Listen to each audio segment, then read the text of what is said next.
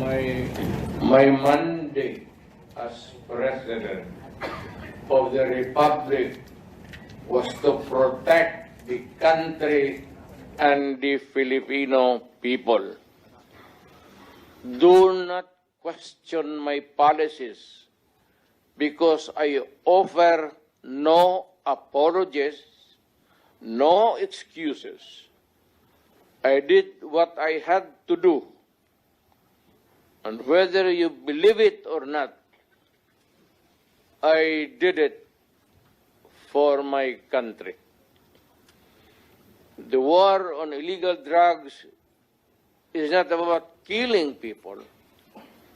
It is about protecting the innocent and the defenseless. The war on drugs is about the eradication of illegal substances such as shabu, cocaine, heroin, marijuana, party drugs, and the like, as a menace which ruins people, families, communities, and relationships, and tears apart the social fabric which binds society together in peace, harmony, and brotherhood. It is not unlike slogans which serve as calls for a better future, such as the war on waste, war on corruption, and war against climate change. I have always viewed people addicted to illegal drugs as victims and patients requiring medical help, and not as criminals. That is why when the war on drugs slogan came into being, coined first as a message to the people of Davao City to stay away from illegal drugs, but at the same time, I had a drug rehabilitation facility constructed in Davao City, a city government expense, manned by Davao City government doctors, psychiatrists, nurses, and health workers, among others, to look after the complete rehabilitation of those addicted to illegal drugs. I believe then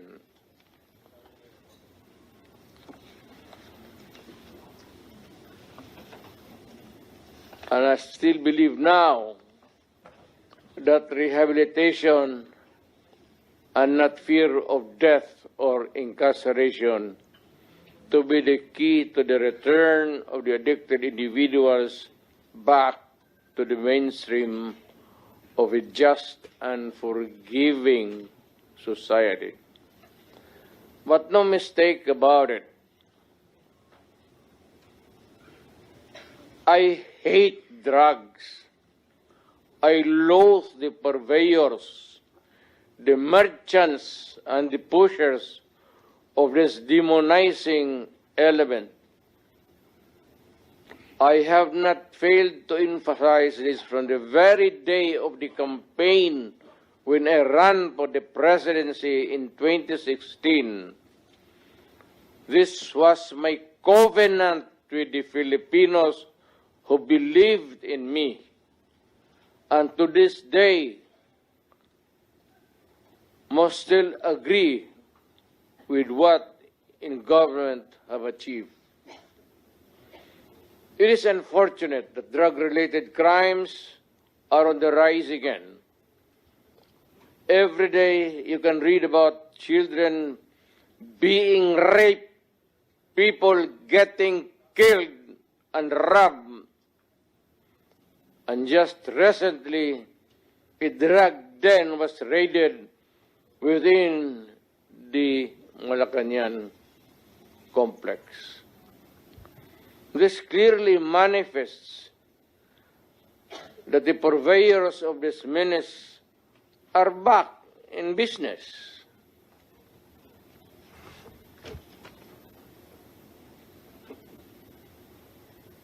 Ano? Gawin natin. The Filipinos are anxious and distressed. Self-preservation is still the first law of nature. It is instinct. It is recognized in our laws as self-defense. That is why I have always told the police authorities and operatives to be mindful of this basic law of nature. However, I tell them not to abuse their authority and power, and hindi ko talaga pinayagan yung abuso ng pulis o sundalo kailanman sa buong buhay ko, and as mayor for so many years, and as president, in the guise of protecting themselves. But when your very life is placed at risk, and it can be snuffed out in a matter of seconds, then and only then must you act accordingly. Repel the aggression only in self-defense. Alam mo, matagal ako nagturo sa aming bayan sa Police Academy. When I was a prosecutor, to augment my income, noon na bago akong kasal, nagturo ako sa pulis. Ang sinabi ko talaga sa kanila, when you are arresting a criminal, you are not supposed to request him to surrender. Rather, you have to overcome the resistance. However, pag ayaw, it's the duty of the police is to overcome the resistance kung ayaw mag-surrender. At kung may baril, at kung tingin mo, sabi ko sa mga pulis doon sa academy, mamamatay ka, barilin mo. Barilin mo sa ulo. Patayin mo at least one less criminal in the community. Yun ang utos ko when I was a fiscal and I was a professor doon sa Police Academy. Yun ang turo ko sa kanila. No quarters given, no quarters asked. Criminal ito.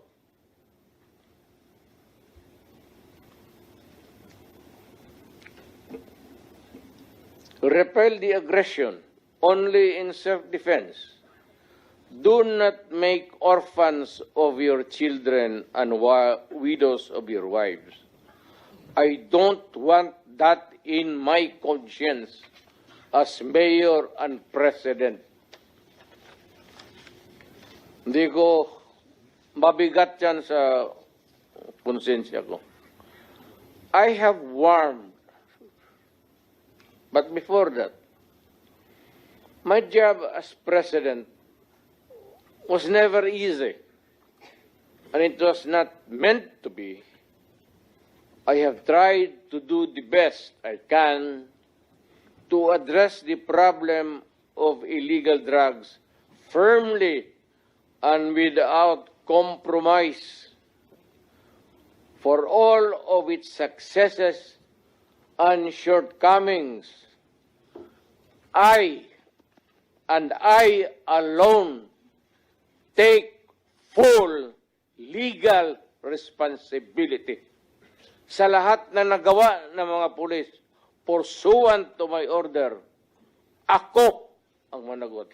at ako ang makulong, wag yung pulis na sumunod sa order ko. Kawawa naman, nagtatrabaho lang.